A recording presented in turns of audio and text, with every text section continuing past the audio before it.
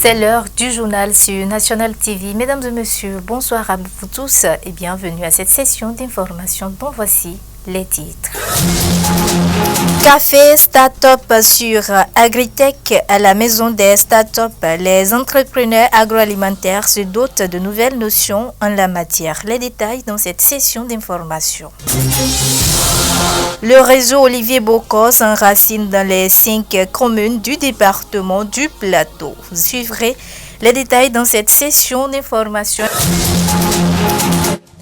Et puis, position de la CEDEAO face au push au Niger. Le président Patrice Talon fait le point du sommet d'Abuja. Et dans un instant, vous suivrez un extrait.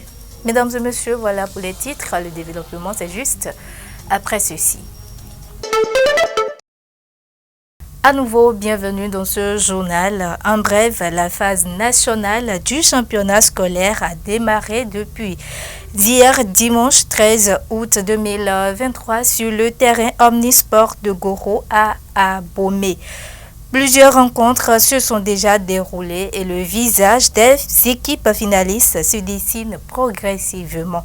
Dans nos prochaines éditions, nous y reviendrons. Dans l'actualité de ce jour, le président de la République du Bénin, son Excellence Patrice Talon, s'est exprimé à propos de la crise du Niger. C'était à l'issue de la session de la Communauté économique des États de l'Afrique de l'Ouest, CEDEAO, tenue à Abuja jeudi dernier. Suivez un extrait de ses propos. Oui, voilà. Merci. Ben, le sommet que nous venons de tenir est d'une importance capitale pour la CEDEAO, les pays de la CEDEAO, pour l'Afrique, pour le Niger. Notre motivation, la motivation essentielle des organes de la CEDEAO, notamment de la conférence des chefs d'État, c'est de protéger le droit, de protéger les droits de l'homme, de protéger la démocratie, la bonne gouvernance pour l'intérêt, pour le développement de nos pays. Pour le moment, la seule voie par laquelle les peuples s'expriment pour faire le choix de leurs gouvernants, c'est pas la démocratie, c'est pas le vote. On n'a pas encore imaginé, inventé, Dieu ne nous a pas encore donné un autre moyen d'entendre le peuple. Et c'est pour ça que la CEDEAO s'est donné comme objectif de protéger le seul moyen par lequel les peuples s'expriment. Si les processus démocratiques ne sont pas encore parfaits, il faut travailler à les améliorer. Mais on ne peut pas permettre qu'un autre moyen, par exemple les armes, soit un moyen de décision, soit un moyen de choix des gouvernants des pays. C'est le seul problème de la CEDEAO. Et c'est pour ça que nous disons, en aucune manière, la CEDEAO n'acceptera que les coups d'État deviennent le moyen essentiel, le moyen unique, le moyen par lequel les gouvernants des peuples, des communautés humaines doivent être désignés. Nous n'avons pas d'autre objectif parce que nous savons que le développement passe par la démocratie, passe par l'écoute du peuple, passe par la voix du peuple. Si nous laissons faire, notre sous-région va être désintégrée. Si nous laissons faire, le Niger sera désintégré. Il faut que les communautés, les divers organes qui gèrent le Niger s'entendent quand il y a n'importe quoi pour que dans le dialogue, ils règlent les problèmes et non pas la force et non pas les armes.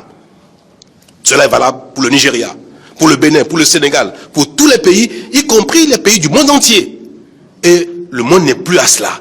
Le temps où les armes, la force règlent les conflits, ce temps est révolu, ce temps est dépassé. Et c'est pour ça que nous avons décidé aujourd'hui, après avoir tenté par tous les moyens de négocier avec les putschistes, nous avons décidé que si nous n'avons pas le choix, ce sera par la force que la mauvaise force sera vaincue. Nous avons décidé que malgré que nous avons pris cette décision d'aller par tous les moyens, y compris la force, de laisser une porte ouverte. Il est encore temps pour ceux qui sont là, aujourd'hui, ou tout à l'heure, ou demain, de se retirer pour que ce ne soit pas par la force qu'on leur fasse entendre la raison. C'est le leitmotiv des chefs d'État qui sont réunis aujourd'hui, c'est notre objectif, et nous pensons que le peuple nigérien sera le seul gagnant dans cette affaire. Nous pensons que les peuples africains sont le seul gagnant et que ceux qui veulent utiliser la force n'auront pas raison et ne va pas faire proliférer ce moyen d'exercice du pouvoir dans nos communautés. Le parti Union progressiste Le Renouveau a renouvelé ses instances centrales au thème d'une session ordinaire. C'était ce samedi 12 août 2023 à Bénin Royal, hôtel de Cotonou. Suivez ce récit de Romaric Kagwen. À l'issue de ces travaux assidus, le bureau politique s'est agrandi et est passé à plus de 300 membres. La direction exécutive nationale, quant à elle, s'est renforcée et le présidium de 3 membres a laissé place à une nouvelle instance dénommée Haute Direction Politique, comptant désormais 9 membres et présidée par le professeur Joseph Fifame Diogbenou. L'Union progressiste Le Renouveau travaille ainsi à la mise en valeur de sa diversité comme ferment de la consolidation de son ancrage et de son union. Elle réitère de ce même fait qu'elle n'est pas une juxtaposition de personnalités, mais plutôt une convergence de personnalités et de compétences prêtes à relever de nouveaux défis. C'est d'ailleurs pour cela que le président de la haute direction politique, le professeur Joseph Fifame Diogbenou, a insisté sur la nécessité pour les militants de se rassembler toutes et tous autour de la vision du parti. Le défi aujourd'hui, c'est davantage de discipline. Le défi, c'est davantage de rassemblement. Le défi, c'est davantage de responsabilité. Le peuple nous attend. Nous avons rendez-vous avec lui. Et nous devons répondre à ce rendez-vous, pas de manière dispersée, mais de manière ordonnée, a-t-il rappelé, avant de renvoyer les nouveaux membres installés à leur mission pour l'atteinte d'autres rivages, afin de faire davantage espérer le peuple. La grande salle de conférence de l'hôtel Adebayor de Pobé a servi de cadre ce samedi 12 août 2023 à la grande rencontre d'échange entre les leaders d'opinion et administrateurs des forums WhatsApp des communes de Sakété, Adjawere, Ifanyi, Kétou et Pobé et la coordination nationale du réseau Olivier Boko. Une occasion au cours de laquelle la coordination nationale conduite par Osé Ouibo a procéder à l'installation de la coordination départementale plateau du réseau Olivier Boucan. Le reportage.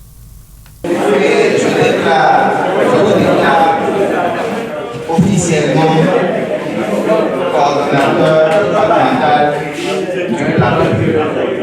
Merci. L'initiative mère de toutes les actions suscitant la candidature de Boko Olivier pour les présidentielles de 2026 dépose ses valises dans le département du Plateau et enfonce ses racines dans les 5 communes, à savoir Sakété, Ifanyi, Adjawere, Pobé et Kétou. Il s'agit du réseau Olivier Boko.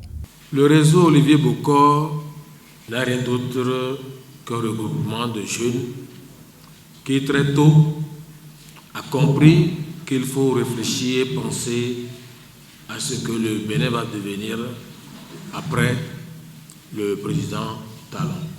Nous avons donc décidé de nous mettre en réseau dans les 12 départements pour prendre en main notre destin politique. Nous voyons les gens écrire, nous écrivons. Sur le forum, les gens viennent à nous en inbox, mais nous devons quitter la forme virtuelle du réseau. Jusque-là, en dehors des coordinations départementales déjà installées, nous étions en train de travailler dans le virtuel. Le réseau Olivier Boko est né sous une forme virtuelle, avant son lancement. Et puis après le lancement, il faut qu'on descende sur le terrain, qu'on aille se connaître, qu'on aille se parler pour nous dire en face pourquoi encore un tel regroupement. Ce samedi 12 août 2023, à la grande salle de conférence de l'hôtel Adebayor de Pobé, le numéro 1 des réseaux, suscitant la candidature de Olivier Boko, rappelle le bien fondé de cette initiative. un ensemble de jeunes qui pensent à l'évolution de ce pays, qui pensent au changement réel de ce pays. C'est la raison pour laquelle nous nous sommes constitués en réseau. Les élections présidentielles de 2026 sont pour très bientôt. Ce n'est pas la veille ou le jour des élections qu'on va commencer à se battre et qui on va choisir. Non. C'est dans cette perspective que nous, jeunes, le réseau Olivier Bocor,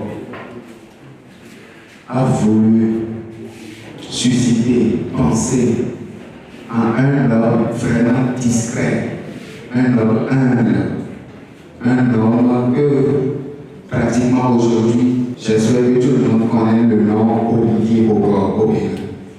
C'est un homme qui dispose vraiment d'assez de qualité. Et si nous voulons réellement que ce pays évolue, à l'arrivée du président Patrice Talon, nous avons remarqué qu'il y a eu plus de changements dans plusieurs domaines.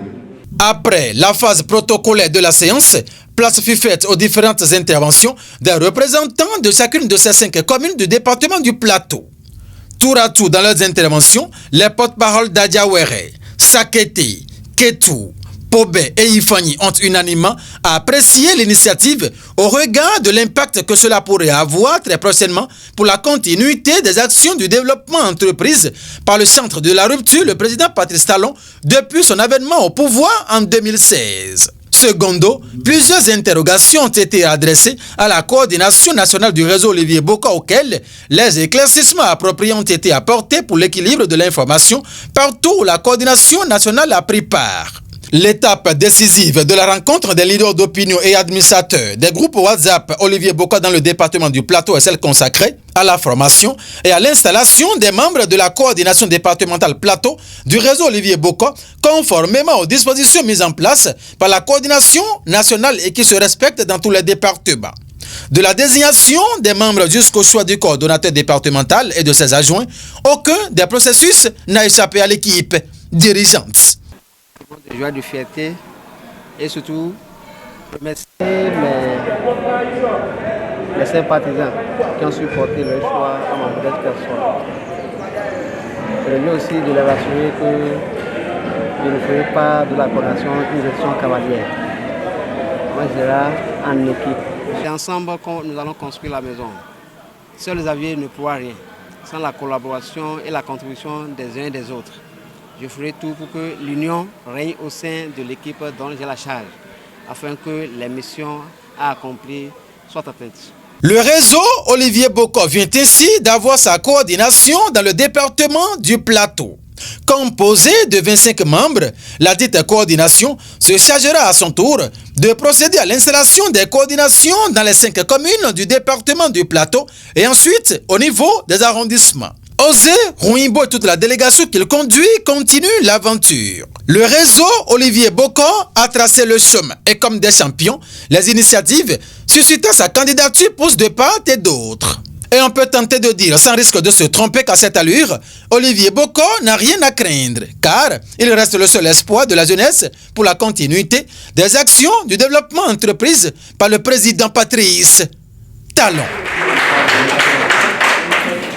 Agritech Bénin rend les innovations véritablement accessibles au monde agricole. C'est le thème développé à l'occasion du café Startup ce samedi 12 août 2023 à la Maison des Startups à Cotonou.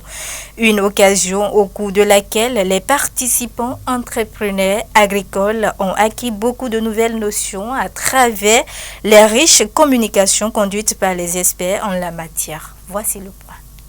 Tu as ton idée. Agritech au Bénin, rendre les innovations véritablement accessibles au monde agricole. C'est le principal thème autour duquel les échanges ont tourné à la Maison des Startups à Cotonou ce samedi 12 août 2023. Une occasion exclusive de découverte des innovations agritech de pointe made in Benin. La vie dans laquelle nous sommes aujourd'hui, c'est le stress, n'est-ce pas? Par rapport aux objectifs qui sont imposés en entreprise, les cahiers de charges qu'ils sont obligés de respecter, alors là, tout cela dénote qu'il y a réellement un lot de stress qui accompagne les employés. Et ce lot de stress fait que, en fait, le rendement n'est pas au top parce que on note souvent les arrêts les congés d'arrêt de maladie, n'est-ce pas? Les migraines, l'absentéisme. En fait, il y a toujours un motif pour que l'employé ne soit réellement pas au top de sa performance. Parce que quand l'employé est au top de sa performance, ça influe réellement sur le rendement. Monter un projet de 70 millions, tel que vous venez de l'entendre, c'est d'installer une ligne de production de jus en canette. Et la chaîne seule nous prend environ 26 millions. Et tout ce qui reste, le total nous revenait à quelque chose de 70 millions. Mais nous avons eu la chance de connaître la maison des startups.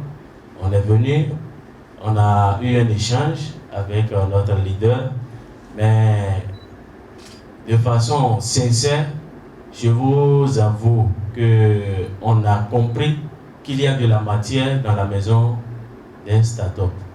Au cours des débats, plusieurs expériences partagées à travers une série de communications conduites par les experts en agro-entrepreneuriat. Dans mon parcours, j'ai eu l'occasion de sortir du Bénin et même de passer beaucoup de temps loin du Bénin sans être rentré. Et je suis rentré au bout de 10 ans, on va dire, quand j'ai eu l'occasion, et je me suis rendu compte que l'agriculture en Afrique n'avait pas bougé d'un pouce et que les producteurs produisaient toujours comme c'était quasiment le cas avant que je parle, même si je ne suis pas du monde agricole et que j'ai un regard extérieur, plutôt je viens de la technologie. Et je me suis dit, il y a des choses à faire. Moi, j'ai acquis un bagage certain dans tout ce qui est technologie et digitalisation. Comment est-ce que je peux apporter quelque chose au monde agricole? Vous savez, quand on commence par entreprendre, on dit, bon, on a une usine, 16 millions, on a un groupe électrogène, on a tout, on a les sacs, il reste, on va devenir millionnaire. C'est ce qu'on a dit, on avait dit à tout, on va devenir millionnaire. Mais dans la pratique, c'était pas ça. On a même fermé un an après, puisque la matière première qu'on recevait était de mauvaise qualité. Donc on est obligé de stopper la transformation pour comprendre pourquoi on nous donne une matière première de mauvaise qualité. Et pour mieux comprendre, il faut que nous-mêmes on produise. Et là, on a commencé par produire du riz dans la commune, à Kérou. Et là, à chaque niveau, on comprenait la difficulté. Donc c'est facile de critiquer, mais quand toi-même tu vas au charbon, tu vois qu'à chaque niveau, il y avait des problèmes. Au niveau des entrants, au niveau des semences, au niveau de la production. Maintenant, le pire, c'était au niveau de la récolte. On n'a pas anticipé, donc on finit de planter, maintenant on veut récolter, c'est maintenant on va chercher, quand on a besoin d'une machine, on n'a pas la machine. On a besoin de récolter, on a besoin de battre, on est bloqué, on commence par courir de gauche à droite. Et c'est ainsi qu'est venue l'idée de réfléchir sur des solutions de mécanisation basiques. Vraiment passionné par tout ce qui est initiative communautaire, on a géré tout ce qui est les clubs au niveau des écoles, tout ce qui a trait à l'environnement, l'hygiène au niveau des écoles, même au-delà de l'école. On allait faire des sensibilisations dans les villages pour sensibiliser les producteurs sur des questions d'environnement, des questions de santé. On a eu notre premier financement, je pense, quand on était en seconde, 116 600, pour faire le tour d'une dizaine de villages pour parler aux producteurs sur les dangers liés au feu de brousse. Donc, en fait, c'est depuis tout ce temps que ma passion pour le milieu, la communauté rurale en fait est née. Et après mes études, bon, je réfléchissais dans quoi j'allais me mettre. Donc, je ne me voyais pas vraiment travailler pour aller travailler en fait de façon classique. Je crois que j'étais à Abidjan quand le CTA a lancé un appel à candidature. Entre-temps, l'ONG s'appuyait essentiellement, l'association s'appuyait essentiellement sur des vidéos comme outil de formation des producteurs pour leur montrer en fait les dangers liés à l'environnement afin de les sensibiliser et les amener facilement. On a compris qu'avec les vidéos, ils comprenaient très vite.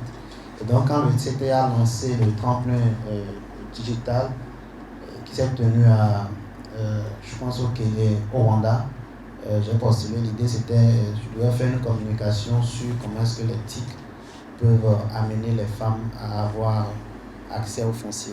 Comment travailler pour que les services offerts atteignent véritablement les petits producteurs? C'est à cela que travaille la maison des startups et l'essentiel à retenir de la séance se résume ainsi, qui suit. On a passé une première partie, je vais dire, de l'événement à se présenter et à présenter les parcours. On était 3 entrepreneurs et ensuite on a vraiment abordé la question de l'accès à ces services-là. Donc la réalité sur le terrain, c'est que tous les producteurs n'ont pas le même niveau d'appétence à des services digitaux.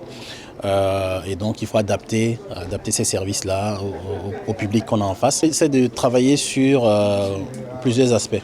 Le premier aspect, c'est le rendement. Donc nous, on va essayer d'impacter le rendement du petit producteur, mais surtout au niveau coopératif, en travaillant sur le bon geste au bon moment. Donc le bon geste au bon moment, c'est je suis en train d'exécuter un itinéraire technique donné, je suis dans une campagne agricole donnée. Cette campagne exige que je fasse un certain nombre d'activités à des moments donnés. Donc nous, on va veiller à ce que les coopératives avec lesquelles on travaille, l'information leur parvienne sur cette exécution et on va mesurer aussi au fur et à mesure, collecter de l'information sur cette exécution pour être sûr qu'elle se passe comme il faut. Ensuite, on va travailler sur un deuxième aspect qui est l'accès au marché. Donc de la même manière, on est capable d'anticiper l'accès au marché du produit et d'annoncer le produit plusieurs semaines ou plusieurs mois à l'avance sur notre place de marché où des acheteurs locaux, régionaux ou internationaux vont pouvoir dire tel produit nous intéresse. Et quand on combine ces deux aspects, donc l'amélioration de la qualité et de la quantité de 30% et l'accès à un marché direct, l'ambition de l'Agrosphère sur une campagne qui se déroule très bien, c'est d'avoir minimum plus 50% de revenus pour le producteur, en plus par rapport à une campagne où il n'a pas été supporté et accompagné par Agrosphère. Le café Startup était une belle occasion de donner et de recevoir, profitable pour un lendemain meilleur en agro-entrepreneuriat. Je vois quand même que c'est venu à point réellement pour rencontrer les entrepreneurs qui sont en train de digitaliser l'agriculture. C'est un salon qui doit être répété et c'est pas vulgarisé réellement au fin fond pour rassembler tous les acteurs qui sont dans le monde agricole. Vous voyez, donc on a échangé avec les mentors qui digitalisent réellement dans notre domaine de l'agriculture, de l'innovation, du tech en plein milieu agricole. Franchement, je crois que beaucoup en ont tiré par rapport aux présentations. Il y a eu beaucoup de personnes intéressées, donc avec un débat, avec des questions et d'autres jeunes, on va dire, entrepreneurs qui ont même présenté des solutions très innovantes, très intéressantes pour le marché local et international. Donc c'est très intéressant, très revigorant de voir qu'il y a beaucoup de choses qui se passent, ça bouge. Donc ça, c'est vraiment ce que j'en retiens. Discussion. Table ronde, session des questions-réponses et réseautage pour se connecter avec les principales parties prenantes dans le domaine de l'agritech. C'était les différents compartiments de ce café Startup édition spéciale à la maison des startups à Cotonou ce samedi 12 août 2023. Mesdames et messieurs, et puis ce journal prend fin pour laisser place à d'autres programmes de National TV. Mais avant de prendre congé de vous, voici le rappel de l'essentiel en titre. Café Startup sur Agritech à la maison des startups. Les entrepreneurs agroalimentaires se dotent de nouvelles notions en la matière. Vous avez suivi les détails dans cette session d'information. Le réseau Olivier Boko s'enracine dans les 5 communes du département du Wémé. Et puis, position de la CEDEAO face aux pushs au Niger. Le président Patrice Talon fait le point du sommet d'Abuja. Mesdames et messieurs, vous avez suivi également l'extrait de ces propos. Voilà, c'est tout. Merci à vous tous de nous avoir suivis.